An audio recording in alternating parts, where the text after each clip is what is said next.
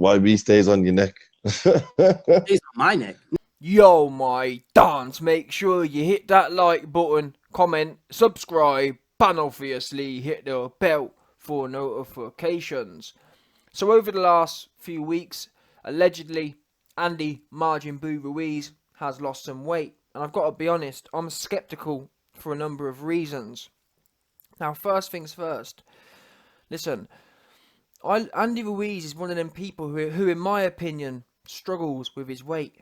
I mean, look at the guy. It's not a rocket science here. Certain people just struggle with weight, whether it's genetics, whether it's psychologically, they like eating too much, or whatever. Whatever the reason is, Andy Ruiz, in my opinion, is one of them dons. So with that in mind, he can sit there and talk about training more and doing this and doing that.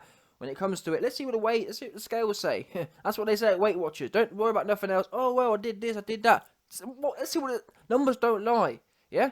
Let's see what the numbers say. If I was to bet if I was to bet he ain't lost no weight. That said though, let me say this also. Because Andy Ruiz is so big and has quite a lot of dead weight, him fluctuating £10 really isn't that much of a big deal. Does that make sense? He may come in £10 lighter. That's just how, when you're that big, 10% as a percentage isn't a lot. It's only like 3% of his whole weight. So to fluctuate that much, he probably does that anyway. I bet guarantee you, if Andy Ruiz has a hard workout, he probably comes in, he probably can lose up to £8, £9 of sweat anyway. Not to be gross, but that's the truth of it. So Andy Ruiz says here, never mind the pictures, he also comments saying that I'm going to be coming in lighter, I'm going to be faster, I'm going to be more powerful. Now, like I said, I'm not so sure about it because, in my opinion, bearing in mind these athletes, a lot of normal fat people or overweight people, the reason they're overweight is because they don't exercise. Andy Ruiz, on the other hand, he's exercising all the time. So for him to still be 40 pounds of dead weight, that shows to me he's clearly doing something wrong in the kitchen. Because there's two ways you can fix weight: working out or exercising or eating. Andy Ruiz is working out, I assume, because his cardio has always been on point. So he must be really working it. And I've seen him, to be fair, on the pads. He does do some good stuff in gym. So for him to... normally, when athletes exercise, they actually end up in a calorific deficit. Many athletes, like Michael Phelps or many of the top athletes, they actually have to eat more than they want to eat just to keep on top of things. But because of people have different genetics and whatnot, and Andy Ruiz seems to be one of them people who enjoys his food and or doesn't have gifted genetics. He's carrying a lot of dead weight. So with that in mind, listen,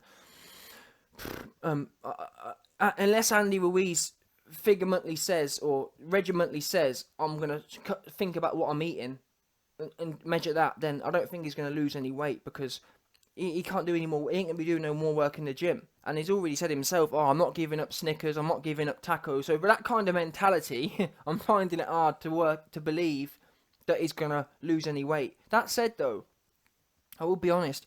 Andy Ruiz has talked about losing £10. £10 to me won't make much material difference. Although that said, I believe the more weight Andy Ruiz loses, the better for this camp. That said, obviously not. I don't want to crash diet. If he crash diets, that'll be worse. But if he's got a plan, if he's losing £1 a week or something smooth and even, that'll benefit him. And the reason that'll be is exactly what he says. He talks about being lighter, faster, more powerful. Now, as an AJ fan, I don't really want him to lose weight, but I'm gonna in the interest of boxing, in my opinion, I may be wrong. Mike Tyson believes that Ruiz shouldn't lose weight, but I believe he should because I just never well, look historically. Let's go with history. Look at the best heavyweights historically, the greatest heavyweights. They weren't.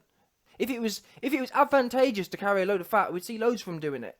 None of, in fact, never mind loads of them. No one's ever. All of them have been elite athletes in their prime. So, and I feel that you take away 40 pounds of that's dead weight. People talk about, oh, it's going to hurt his power. It's dead weight. Do you understand that? It's not generating any force. It's just hanging there. It's slowing you down. Now look at Mike Tyson. Mike Tyson was 215, arguably one of the biggest punchers. The reason he was one of the biggest punchers wasn't because he was carrying a load of dead weight. It was because his power to weight ratio was massive. The reason Andy Ruiz's power to weight ratio isn't very high because he's got a lot of dead weight on him. And what made Mike Tyson so deadly was the speed. And to be fair to Andy Ruiz, he's already got quick hands. So imagine how much quicker his hands would be if he wasn't carrying them bingo wings, and if he didn't have all that dead weight on him. It'd be actually a scary sight. And I've said myself, I think if he got down to, I think he can get down to 230. If he did get down to 230, so lost 40 pounds, man, it'd be a scare. It'd be them feet. Andy Ruiz's weakness, in my opinion, is his footwork. Not that it's not awful, but he just kind of plods, and the reason he plods is because he's got massive belly to carry. If he got rid of that, go and watch Mike Tyson. Mike Tyson would be in and out so quick. He'd be able to get in so quick. He'd be able to almost rush people. Andy Ruiz, he ain't really the footwork. He has to plod because he's too heavy.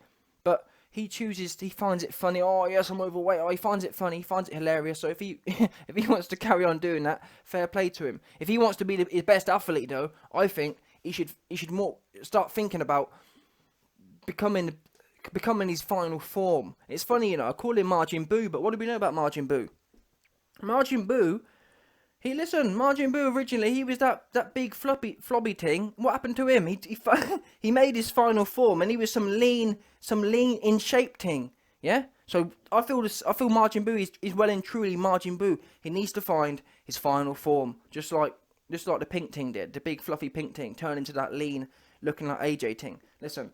So yeah, just to summarise, he wants to lose £10. I think the more he loses, the better.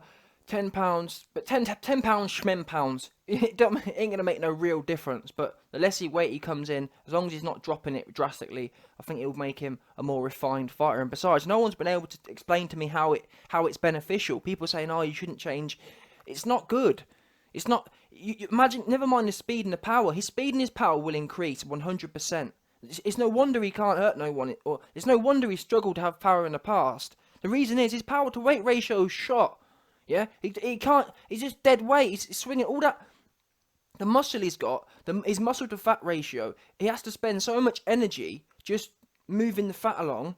It doesn't end up on the end of his hand. That's what I believe. Anyway, I might be wrong, but there's a reason throughout history. There's a reason the biggest punches didn't have a whole load of dead weight on them. If it was that advantageous, we'd see a load of big, massive plums in there. But we don't see that. That's not what we observe, which implies to me, statistically speaking, it's obviously not beneficial. That's how it works. Sport works in kind of like a natural selection kind of way. That the fittest survive. And if it was optimal for boxers to have loads of dead weight on them, that's what we'd see. We don't see that. In fact, we see the best ones are lean and powerful, not carrying. In fact, look at sports people in general. There's a reason that all sports people are lean and elite. They have elite body types. That said, Andy Ruiz is somewhat of a... Well, we're going to see anyway. Come December 7th, AJ knocks him spark out in 3 rounds, then we know that it was a setup and whatever. But listen, that's for another day. But before I go, though, let me quickly debunk these pictures as well. Even though people are talking about the weight, as I said, I'm sceptical. I think he struggles with weight. But putting that to one side, actually looking at the photo that he put out, let me expose a number of things. Firstly, I know this for a fact because I used to pose when I was a teenager growing up. I used to pose, and the best pose to do is is putting your hands up like he is. When you put your hands up, or when you lift your arms up like that, what it does is it stretches your frame out. Does that make sense? When the fattest way you can look is when you've got your arms by your side. When you lift your arms up, it stretches your body right out, which makes you look longer. Does that make sense? As an example, if you look at bodybuilders posing, they'd always have their arms in the air, and they even do that one where they put their hands behind their head. That's what I'm saying. It stretches your body out. The higher your arms are, the more it stretches all your body out, makes it longer. So that's the first thing I noticed. The second thing is, the photo looks touched to me, in as much as when you do these photo shoots with these GQ and whatnot, they touch it up. You've heard about other women being nip and tucked. Andy Ruiz has been nip and tucked here. You can just tell by his face. The shadows on his face don't look right. They look edited, in my opinion. They look HD, in my opinion. But who knows? Listen, either way, photo shoot or no photo shoot, I don't believe he's lost any weight. I just can't see, unless he's said to himself, I'm going to follow a strict diet. That's the only way I can see him losing weight. Yeah, this is what you call Photoshop, schmotoshop. But bottom line is, December 7th in posing. All this talk of weight, all this talk of this, all this talk of that is going to be irrelevant. Yeah, when AJ marches forward and sticks it on this Majin Buu, that's when we're gonna know what's popping. Yeah, never mind nothing else about I'm gonna be faster. I'm gonna be lighter. We'll worry about faster and lighter, and that's the other thing as well. People getting gassed about, oh well, Andy Ruiz this, Andy Ruiz that. Andy Ruiz got chinned by a clone AJ. Do you understand that? Andy Ruiz got chinned by a clone AJ. He got ghostbusted. Yeah, let's never get twisted on this one. People getting gassed about this, that, the other. Andy Ruiz got ghostbusted. AJ never got ghostbusted by Ruiz. Look at every time Ruiz hit AJ, he kind of stumbled. Ruiz didn't do no stumbling. He got hit with a ghostbuster and sat straight down. Take a seat. That's what happened to him. Let's not get twisted here. In terms of consciousness, who lost their consciousness the most on June 1st? Andy Ruiz did. That's the bottom line. I hate to break it to you. That's the truth of it. Yeah, he got hit with a ghostbuster and he dropped. Yeah, there was no stumbling. There was no like making his way to the floor. He was straight down. That there shows there was a break in the lineage of consciousness there. Yeah, it's no longer one clean line. Andy Ruiz's timeline has been broken on June 1st. That's what we do know. AJ has never been broken. AJ has never lost consciousness. That's the truth of it. Yeah. Bottom line, you man can be sour about. You can be oh well this that the other. That's the truth of it. Consciousness. And AJ has one clean line of consciousness from 1980 whatever day he was born to now. One clean line. Andy Ruiz can't say that. Andy Ruiz, his consciousness line got broken on June 1st. Facts.